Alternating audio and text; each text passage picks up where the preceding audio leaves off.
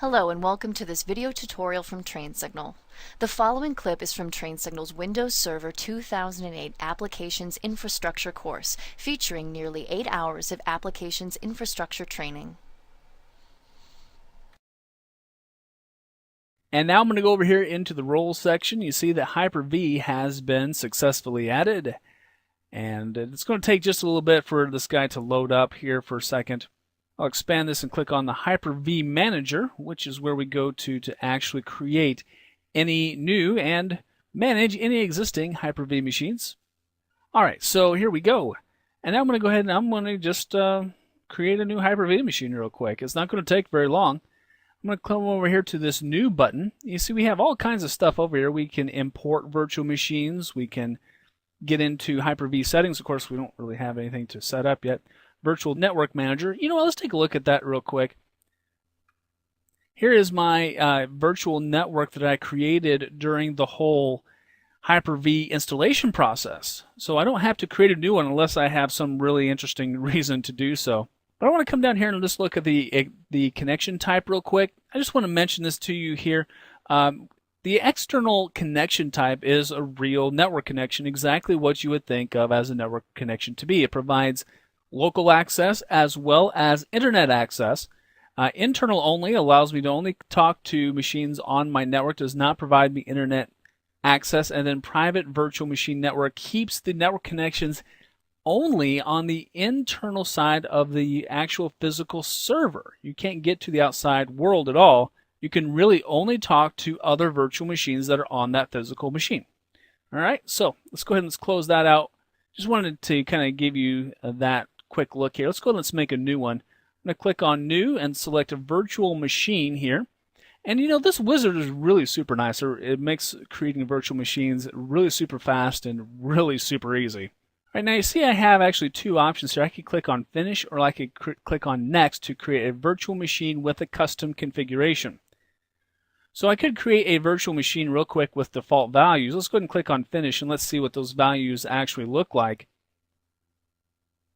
Wow, that was really super fast. Now, when you create a new blank virtual machine, there's no operating system installed on it. So that's something that you want to keep in mind. Let's go here to the File menu for this virtual machine and click on Settings. I just want to see what it actually did set up here real quick.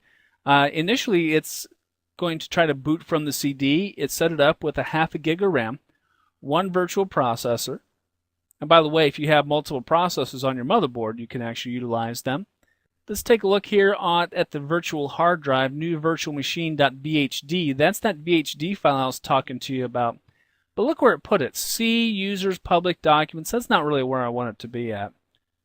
I want my virtual hard disk files to be on that separate hard drive that we configured a little earlier in this video.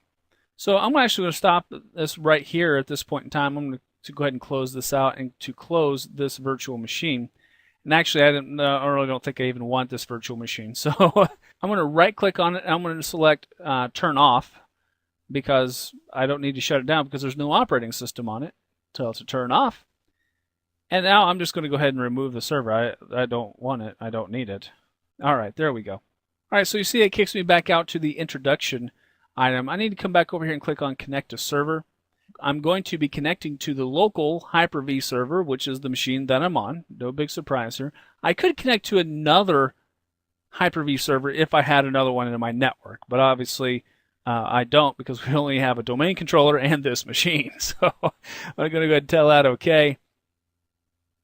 Looks like it didn't delete it like it should, so I'm going to right-click on that new virtual machine that I created and select Delete. And it's going to tell me that this action deletes the virtual machines but does not delete any virtual hard disks. Okay. So I'm going to go ahead and delete that hard disk later on. I'll just have to go search for the VHD file. Let's make another new virtual machine here real quick. And this time I'm actually going to go through the entire wizard because I want to be able to name my virtual machine. And we're going to call this new virtual machine WDS server. I'm going to store the virtual machine in a different location this time. I'm going to go ahead and browse here real quick. I do want to store it in the VHD storage disk that we created earlier, absolutely. And it will actually create a folder for me, so I don't need to create a new folder right now. So I'm going to cancel out. So G will be just fine. It does tell us that if you plan to take snapshots of this virtual machine, select a location that has enough free space. I mentioned snapshots to you earlier because they're so awesome. I mean, they will literally save you so much time, especially when you are monkeying around with different things. But when you take snapshots, those snapshots take up disk space. If you take enough snapshots, they can eat up your disk space pretty fast. So keep that in mind as you are thinking about implementing snapshots. Half a gig of RAM is good enough for a Windows deployment server.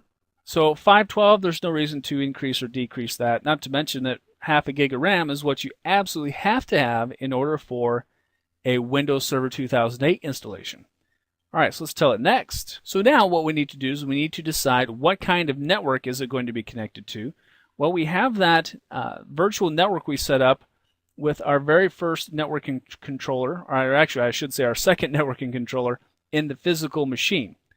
By applying this virtual network that I created back during the installation process, I'm going to be allowing this machine to talk to the outside world and to the local network. I'm going to tell it next.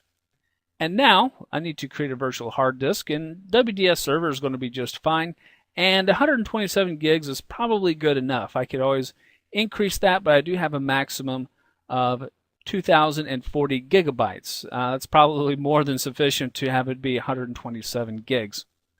Now, if you have an existing hard disk that you want to utilize, you could actually attach it here, or you could always attach a virtual hard disk later on if you're not quite sure, if you don't remember a particular location. Now, this is particularly useful. Remember how I was talking to you about how you want two hard disks, one for your host system and then one for your virtual hard disk files and your virtual machines, in case your primary operating system takes a dive.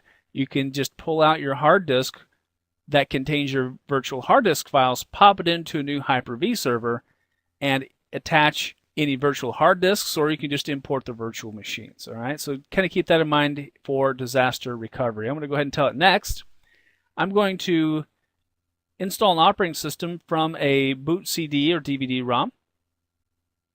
And I'm just going to go ahead and use the DVD that's in my DVD drive. I could also use an image file or an ISO file too. So if you download ISO files from, say, TechNet or Microsoft.com, you can actually use those ISO files to boot up with if they're bootable ISO files.